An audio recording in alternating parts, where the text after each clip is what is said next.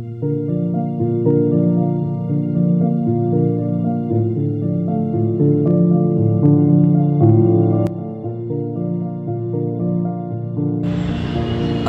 আলাইকুম স্যার, আমার নাম অর্ণব এবং এটা হলো আমার মরিচ গাছটি। স্যার, আপনি আমাদেরকে বলেছিলেন যে নিজ বাসার টবে বা জায়গায় একটি গাছ লাগানো। আমি লাগাইছি আমার মরিচ গাছ। তো আমার এই গাছটা লাগিয়েছি অ্যারাউন্ড 1 উইক হয়ে গেছে, মানে এই গাছটার বয়স প্রায় 1 উইক প্লাস।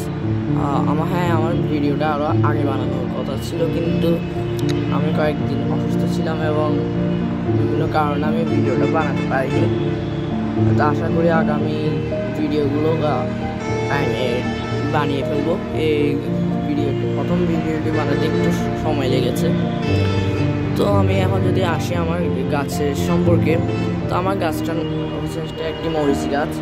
আপনি বলেছিলেন যে কোনো গাছটায় আমি মরিচ গাছ লাগিয়েছি এবং এই মরিচ গাছটার নাম হচ্ছে হচ্ছে কালো মরিচ গাছ। আপনারা দেখতে পাচ্ছেন কালো মরিচ গাছ। আর এখানে অনেকে এই গাছটাকে বলে কৃষ্ণচূড়া মরিচ গাছ, মানে আমাদের এলাকায় বলে এই গাছটার নাম হচ্ছে কৃষ্ণচূড়া মরিচ গাছ। হয়তো এটার আলাদা নাম থাকতে পারে।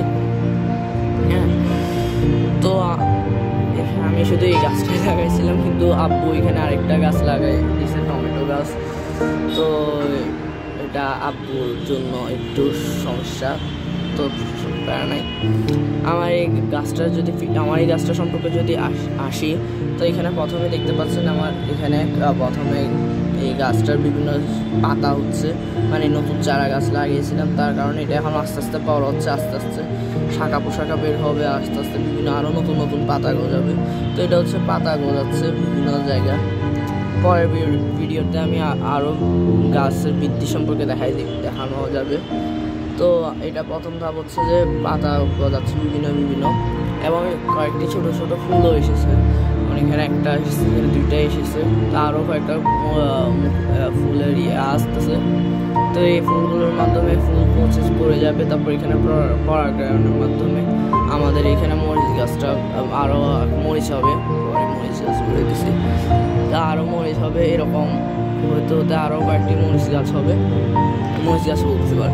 মরিচ হবে, যেমন এখানে আমার প্রথমে 1টা 2টা 3টা হয়েছে।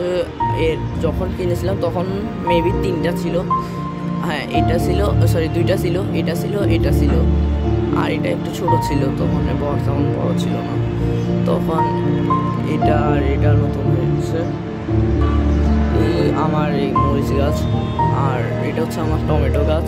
এটা হচ্ছে আমাদের ঘরের ব্যালকনি। এখানে আরেকটা মরিচ গাছ আছে, এটা হচ্ছে কিছু একটা হবে মরিচ, আমরা ভুলে গেছি, ধান্না মরিচ। হ্যাঁ, ধান্না মরিচ একটা। আর এখানে ডালিম গাছ আছে। হ্যালো, আসসালামু আলাইকুম। এটা হচ্ছে আমার সেকেন্ড ভিডিও, আর আমি এই ভিডিওতে আলোচনা করব, বলবো আমি আমার এই মরিচ গাছে কী মাটি তৈরি করার সময় টপে কী দিয়েছি। তো আমি এই টপের মাটি তৈরি করতে প্রথমে 3 ভাগের 2 ভাগে মাটি নিছি, তারপর একটু কয়েকটা জৈব সার নিছি, তারপর যেগুলো দোকানে অ্যাভেলেবেল কিনতে পাওয়া যায়। তারপর ডিমের ছোকা দিছি, যেগুলা একদম মাটির সাথে লাগিয়েছে। তো তারপর দিছে অল্প একটু, যদি আপনাদের কাছে অল্প একটু যদি পারেন তাহলে গোবর সার দেওয়া যায়। আমি গোবর সারও দিছি, যদিও আমি দিনে আমার আব্বু দিছে, তাই এগুলা দিলাম। আর নিয়মিত পানি দিছি, প্রত্যেক দিন পানি দিতে হয় যদি প্রয়োজন হয় আর কি। আসসালামু আলাইকুম। এটা হলো আমার থার্ড নাম্বার ভিডিও। এই থার্ড সপ্তাহের থার্ড ভিডিও। 3য় সপ্তাহে আমার গাছের এই অবস্থা। তো এই পুরো সপ্তাহে আমি যা করছি তা হলো আমি মাটিগুলো আমার টবের মাটিগুলো সবসময় এরকম ঝরঝরে রাখার চেষ্টা করছি। আর যদি কখনো বসে যায় তখন ছুরি দিয়ে বা হাত দিয়ে এরকম ঝরঝরে করে দিছে যে সপ্তাহে 2বার করতে হবে, তাহলে আমাদের গাছগুলো আরও ভালোভাবে বেড়ে উঠবে। আর আপনাদের পারে যে গাছের অবস্থা এরকম কেন, যে পাতাগুলো একদম ঝরে পড়তেছে,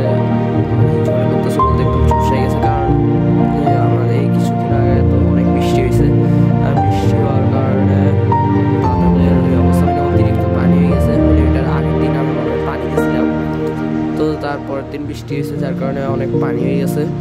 যদিও আমি পানি যাওয়ার জন্য এখানে একটা জায়গা আছে, তো তাও সমস্যা না, তাও একটু বেশি পানি হয়ে যাওয়ার কারণে এইরকমই অবস্থা। আশা করি আরও 1-2 দিন ভালো করে রোদ দিলে সব ঠিক হয়ে যাবে। আসসালামু আলাইকুম স্যার, এটা আমার 4th ভিডিও এবং আমাকে দুঃখের সাথে বলতে হচ্ছে যে আমার গাছটা, মানে আমার প্রিয় গাছটার সাথে, চারা গাছটার সাথে একটা ঘটনা ঘটে গেছে।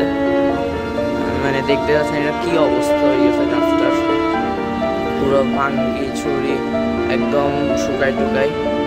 আর হওয়ার কারণটা হচ্ছে মানে যদি দ্বিতীয় ভিডিও পর্যন্ত দেখেন তাহলে দেখতে পাবেন যে আমার গাছটা এই ব্যালকনি যে জায়গাটা আছে ওই জায়গাটাতে ছিল, কিন্তু কিছু কারণে এটাকে ছাদে নিয়ে যাওয়ার মানে সিদ্ধান্ত ছিল। মানে আমার ব্যালকনিতে কাজটা ছিল, আমার মোস্ট বলছে যে ছাদে রাখি আসার জন্য। আর সেকেন্ড বিষয় হচ্ছে যে এখানে ভালোভাবে যে রোদটা গাছের যে রোদটা দরকার ওটা পাচ্ছিল না, তাই আমি ভাবলাম ছাদে রাখি আসলে ভালোই হবে। কিন্তু ছাদে রাখার 2-3 দিন পর দেখছি যে গাছটাকে